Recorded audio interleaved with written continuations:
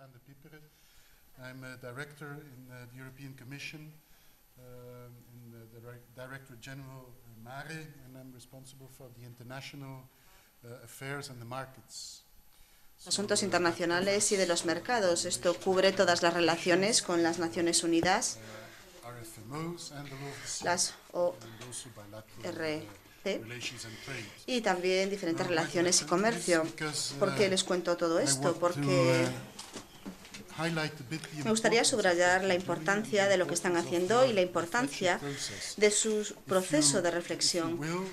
Si así lo desean, estamos en la parte del consumo de sus pensamientos. Todo lo que piensan, todo lo que escriben es seguido por nosotros y nos da unas guías prácticas siempre que estamos sobre el campo, sea una negociación o en una presentación o en una conferencia internacional como en la de Río +20.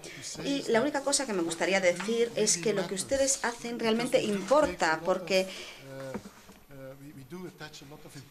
sí le damos una gran importancia a lo que se produce y a lo que se establece y nos da realmente una orientación práctica. Muchas gracias, por lo tanto, por lo que hacen y, por favor, sepan que es muy, muy práctico. Y veo también el hecho de que tienen una comunidad muy estrecha. Es fantástico ver su entusiasmo sobre el tema, pero no solamente es estimulante intelectualmente entre ustedes, sino que también es muy práctico para la gente del campo, de este sector. Entonces, muchas gracias por hacer lo que hacen. Pero ahora vamos a pasar a la sesión 2. Va a versar sobre el impacto de la UNCLOS sobre la jurisdicción y el proceso de institucionalización del derecho internacional del mar. Entonces tenemos tres ponentes eminentes y creo que podemos empezar con Roberto Birso. Roberto Birso es profesor asistente de Derecho Internacional en la Universidad de Sanyo y profesor de Derecho Internacional del Mar en la Universidad de Florida. Y también es profesor adjunto de Organizaciones Internacionales en la Universidad Ludovico Carlo. Es el autor de una obra cuyo título está en italiano.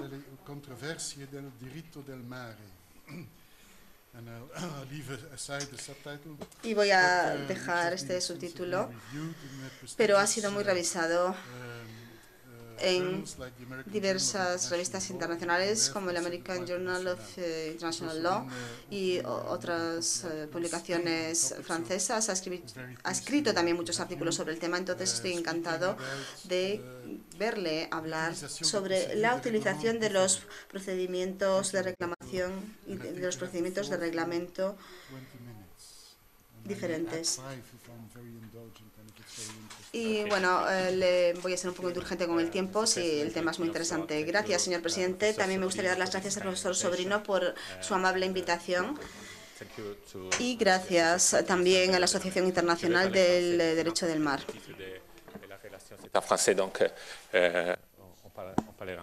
Hablaré francés. El Tribunal Internacional de Derecho del Mar empezó a funcionar en 1996 y podríamos preguntarnos por qué tuvimos que situar nuevamente un nuevo Tribunal Internacional. Para responder a esta pregunta necesitamos observar primero que el tribunal se compone de 20 jueces que son jurisconsultas de gran renombre en el sector del derecho del mar. En efecto, la demanda de competencias en el sector del derecho del mar, en lugar de la competencia más genérica del derecho internacional, puede explicarse si consideramos alguien que en la tercera conferencia de la tercera conferencia de Naciones Unidas sobre el derecho del mar instituyeron un tribunal permanente especializado en derecho del mar, porque existía la contestación de las decisiones de la Corte Internacional de Justicia en materia de derecho del mar por parte de ciertos estados. Estamos pensando en Francia para los experimentos nucleares, por ejemplo, y submarinos, y en Islanda para la cuestión de las pesquerías, y luego hay que añadirlo a los numerosos estados que salían del proceso de descolonización y se sabía perfectamente que eran desconfiados hacia la Corte Internacional de Justicia. Las disposiciones del Estatuto que contribuían a crear una doctrina ulterior para el Tribunal Internacional del Mar son las que se ocupan del ius stanti a judicio, un órgano jurisdiccional que prevé el acceso al Tribunal Internacional del Derecho del Mar no solo por los Estados, sino también para las organizaciones internacionales y únicamente para la Cámara de los Fondos Marinos Internacionales, una de las cámaras del Tribunal Internacional del Derecho del Mar, de parte de personas físicas y morales. Así que se ve una diferencia muy importante con el artículo 34 del Estatuto de la Corte Internacional de Justicia, como se puede ver en este artículo. Vemos que solo los Estados tienen acceso ante la Corte Internacional. Pero si alguien recientemente en la institución del Tribunal del Derecho del Mar dijo que este tribunal tiene que ejercer sus competencias en competencia con otros tribunales internacionales. Yo diré ahora, tengo que especificar que yo me ocuparé de las competencias del Tribunal Internacional de Derecho del Mar contempladas en la Convención de las Naciones Unidas sobre el Derecho del Mar, porque este es el objeto de nuestro coloquio. Por consiguiente, no hablaré de la competencia fundada en un compromiso o sobre las disposiciones en materia de reclamación que existen en otros acuerdos muy importantes, por ejemplo, el acuerdo de 1995 sobre los stocks de especies coincidentes. Aunque tenemos que observar que en las convenciones de Naciones Unidas sobre el derecho del mar el tribunal tiene una competencia contemplada por la parte 15, hay otra competencia contemplada por la parte 11 que tiene que ver con los fondos marinos internacionales. De esta competencia no puedo hablar en el relator oral porque no tengo mucho tiempo, así que hablaré solo de la competencia de la parte 15 de la Convención de Naciones Unidas sobre el derecho del mar. Decía que hay una competencia entre el Tribunal Internacional de Derecho del Mar y otros tribunales internacionales de la Convención de Naciones Unidas sobre el Derecho del Mar. En efecto, el artículo 286 que abre la parte 15 de la Convención de Naciones Unidas sobre el Derecho del Mar, la sección D de la parte 15 de la Convención, contempla que para solucionar un litigio o una diferencia referente a la convención o a una interpretación, hay que presentarse bien ante el Tribunal del Derecho del Mar o la Corte Internacional de Justicia o un tribunal arbitral, que tendrá que estar situado conforme al anexo 7 de la Comisión o un tribunal arbitrario especial que se ha de situar en virtud del anexo 8. Y tenemos que añadir estos tribunales que puedan tener competencias sobre la base de las cláusulas de subordinación contempladas en los artículos 281 y 282 de la Convención de Naciones Unidas, que pueden dar competencia a tribunales que se sitúen en otros acuerdos como la Corte Europea de la Unión Europea, la Corte de Justicia, que ejerció esta competencia por ejemplo, en casos contra Irlanda, tenía que ver con la fábrica de Vox, y la Corte también con el asunto Intertanko. Tenemos una jurisprudencia del 2008.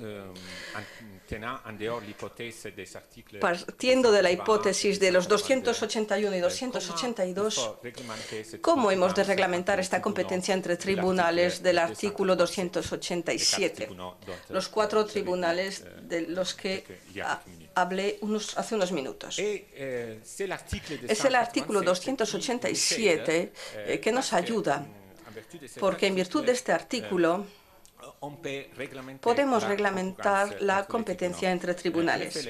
En efecto, los párrafos 1 contempla que cada parte de la Convención puede, en el momento de la ratificación o de la firma o de la adhesión, o en cualquier momento, se puede declarar por escrito quién, para la reclamación de los litigios en interpretación de la Convención, que esta parte acepta la competencia en uno o varios órganos arbitrales o jurisdiccionales mencionados a continuación, los 4 tribunales. El párrafo 3 de este artículo contempla que si una parte contractada no efectúa una declaración de este tipo, se le considera que ha elegido el arbitraje conforme al anexo 7.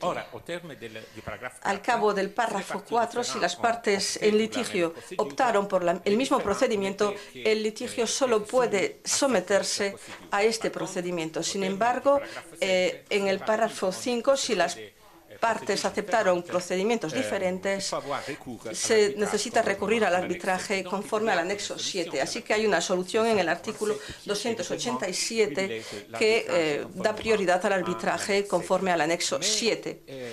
Pero los tribunales internacionales del derecho del mar tienen una competencia privilegiada en materia de los buques y su tripulación en virtud del artículo 290 y también en cuanto a las medidas conservatorias mientras se espera la constitución del tribunal arbitral en virtud del artículo 290, párrafo 5. Por consiguiente, hay que observar que los mecanismos de reclamación de los litigios de la parte 15 de la Convención de Naciones Unidas del Derecho del Mar entra dentro del caso para los que se contempla presentarse ante órganos arbitrales o jurisdiccionales internacionales. Así que es un mecanismo muy innovador que empieza a funcionar. Luego diré ya las cosas más interesantes sobre este tema. Pero quería decir ahora que es cierto que en la Convención, en la parte 15, hay un artículo, que es el artículo 298, que contempla categorías de litigios que las partes pueden sustraer a la competencia de los órganos con declaración unilaterales. Pero no tenemos que dar tanta importancia a esta disposición por 2 motivos, por lo menos. El primer motivo es que el efecto combinado de una declaración unilateral del artículo 298 y 92 no tiene como efecto sustraer al mecanismo obligatorio los litigios relacionados con los actos de fuerza sobre buques y sobre la tripulación. La exclusión no tiene que ver con los litigios relacionados con medidas que la Convención prohíbe al Estado costero, como por ejemplo la pena de cárcel contemplada por el artículo 75, párrafo 2, que prohíbe el artículo 73.2 de la Convención. Y la segunda razón, más importante todavía, es que hasta ahora, de los 160 estados que son parte contractante de la Convención de Naciones Unidas en el derecho del mar, solo 20 estados hicieron una declaración que contemple sustraer categorías de litigios. Así que el mecanismo es aceptado ampliamente y es un mecanismo que empieza a funcionar bastante. Nunca compartí la opinión de que el Tribunal Internacional de Derecho del Mar era un tribunal que no tenía jurisprudencia, porque la experiencia me dice que cuando hay un buen tribunal fuerte hay que esperar unos años, y ahora el tribunal tiene muchos casos pendientes. Hay 3 asuntos pendientes ahora mismo. Están inscritos en el turno del Tribunal Internacional del Derecho del Mar. Hasta ahora hay 25 casos que fueron llevados ante uno de los órganos de la Convención de Derechos Unidos de Naciones Unidas de Derecho del Mar. Ninguno fue llevado a la Corte Internacional de Justicia. 20 casos fueron llevados ante el Tribunal Internacional de Derecho del Mar, entre los cuales 4 se comparten con tribunales arbitrales y 5 casos exclusivamente en tribunales arbitrales, situados conforme al anexo 7. Dicho esto, voy a llegar a la cuestión, una de las cuestiones que el profesor me planteó, es decir, el trabajo del Tribunal Internacional del Derecho del Mar. Si nos fijamos en el conjunto, la jurisprudencia del Tribunal Internacional del Derecho del Mar, puedo decir que la jurisprudencia es especialmente innovadora. Primero, esto es cierto para las decisiones que tienen que ver con la interpretación y la aplicación de la Convención, o, de modo general, el derecho del mar. En efecto, el Tribunal Internacional de Derecho del Mar dio una contribución muy importante sobre muchas cuestiones, por ejemplo, la utilización de la fuerza en mar, el estatuto del Estado de la bandera, la obligación de conservar el medio marino, los principios de precaución, que el tribunal dijo que formaba parte del derecho internacional general, y la nueva noción preocupante del patronaje de conveniencia, que va a añadirse a la noción de flag of convenience. No solo la bandera de conveniencia, sino el patronaje de conveniencia en el sistema de la parte 11 de la Convención de Naciones Unidas sobre el Derecho del Mar. La noción de prolongación natural de la meseta continental también es una cuestión muy importante, porque la prolongación natural había sido declarada por parte de la Corte Internacional de Justicia por primera vez en el caso del Mar del Norte en 1969 y fue aceptado por la Convención de Naciones Unidas sobre el Derecho del Mar, pero no había una definición en un caso del 2012 del Tribunal Internacional de Derecho del Mar. Por primera vez hay un esfuerzo para dar una definición de prolongación natural del plato continental, de la meseta continental. Y además hay otra cuestión que tiene que ver con la jurisprudencia innovadora para lo que tiene que ver con el derecho sustancial. Es la delimitación de esta zona continental que se extiende más allá de las 200 millas marinas. Pero no voy a ocuparme de todas estas cuestiones porque se necesitaría entrar en toda la jurisprudencia. Si nos fijamos en el conjunto de la jurisprudencia del tribunal, la jurisprudencia innovadora también es innovadora por dos motivos más. La primera es que el tribunal intenta dar una visión armónica de la Convención de las Naciones Unidas sobre el Derecho del Mar. Y el tribunal lo hace sobre todo con una confrontación con los otros tribunales, la Corte Internacional de Justicia o el Tribunal Arbitral. Dijimos que la multiplicación de los tribunales podía dar lugar a la fragmentación del derecho internacional, pero el Tribunal Internacional de Derecho del Mar no contribuye a esta fragmentación, porque en su jurisprudencia él siempre da referencias a los precedentes de la Corte Internacional de Justicia, a los precedentes de los tribunales arbitrales. De modo que es una jurisprudencia que intenta trabajar dentro del sector del mar, dando una visión de conjunto, teniendo en cuenta las decisiones de las Cortes Internacionales de Justicia y otros. Así que es una visión armonista. También en otro sentido, en el sentido de la cooperación entre órganos de la Convención, los órganos y las organizaciones situados por la Convención de Naciones Unidas sobre el Derecho del Mar. Y en el caso del 2012, que había mencionado hace unos minutos, el caso de la delimitación de la frontera marítima entre Bangladesh y Myanmar, había una cuestión, un problema de competencias del Tribunal Internacional de Derecho del Mar y de la Comisión para la Delimitación de la Meseta Continental. Así que, ¿qué dijo el tribunal? Ante todo, dijo que la Convención implanta un marco institucional que comporta diversos órganos que tienen que aplicar estas disposiciones: la Comisión, la Autoridad Internacional de Fondos Marinos, el Tribunal. Las actividades de estos diversos órganos se completan para atender una implantación eficaz y armónica de las disposiciones de la Convención, incluso para los otros órganos.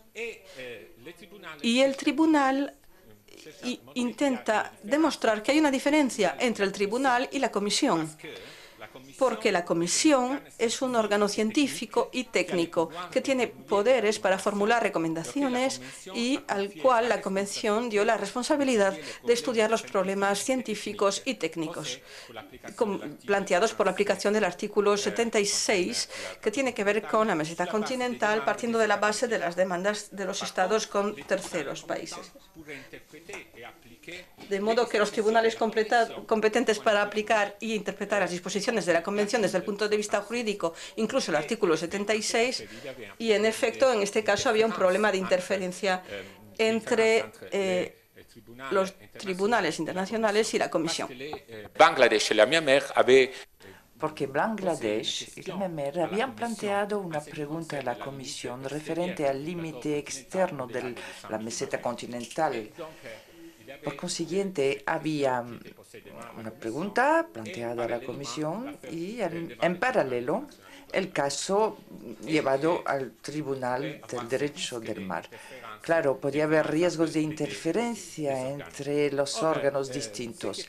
Sin embargo, lo que es particular es que el reglamento de la Comisión prevé que si hay un litigio concerniente a los títulos de la meseta continental, la Comisión debe suspender su competencia, retirarse hasta que se haya resuelto el caso. Si, como lo pedía el Myanmar, el tribunal tenía que suspender el caso, podíamos tener una situación de no aplicación de la Convención del Derecho del Mar, contraria a esta división armónica de la cual hablaba antes. En efecto, si el tribunal hubiese decidido no ejercitar su competencia hacia los litigios sobre la meseta continental, la solución de litigios, viejos litigios, quedarían suspendidos y todo sería cuestionado. Según la opinión del tribunal, sería contrario al fin de la Convención el no salir de este asunto. Una acción de la Comisión y del tribunal pueden facilitar la aplicación eficaz de estas disposiciones y podría dejar a los Estados partes con la posibilidad de gozar plenamente de sus derechos en la meseta continental.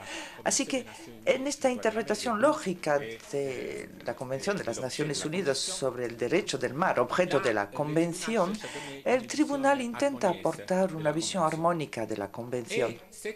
Y esta visión armónica de conjunto también se aplica a las relaciones entre la Autoridad de Información de los Fondos Marinos y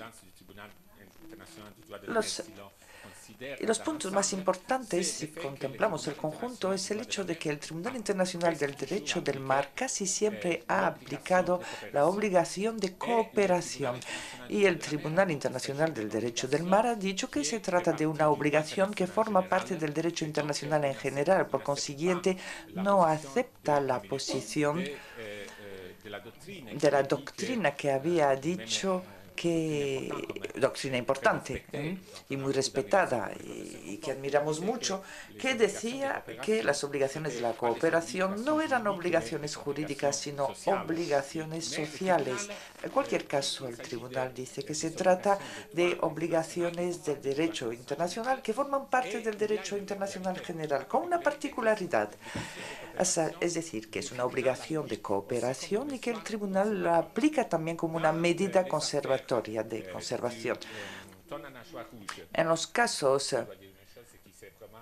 de Tona Soie Rouge, en francés, hablo del plurilingüismo aquí, el atún rojo. Yo me pregunto por qué en inglés se llama atún azul y en francés rojo, pero bueno. He mirado una foto en Wikipedia y es un atún rojo. Es la versión inglesa, la que no es correcta. No sé por qué lo llaman el atún azul en inglés. En francés es un atún rojo. Pero bueno, en cualquier caso. En el caso del atún azul y en el caso de Singapur, el tribunal ha ordenado como medida conservadora la cooperación entre Estados, sobre todo en el caso de los trabajos de cooperación que tenían que ser realizados no solamente por los tribunales con intercambios tradicionales de formación, sino también instituyendo una comisión bilateral de expertos encargados de redactar un informe no obligatorio de aplicación. Y Singapur y Malasia han retenido las recomendaciones formuladas por esta comisión en el informe del 5 de noviembre de 2004 y partiendo de este informe han concluido un acuerdo para solucionar los litigios. Se trata de medidas de conservación que pueden también facilitar el acuerdo entre las partes. Y como ya se defendió, se dijo, en este caso, más que el Tribunal de Arbitraje, es el Tribunal Internacional de Derecho del Mar quien ha aportado la contribución fundamental para la solución de litigios. Son razones de peso. Les doy las gracias.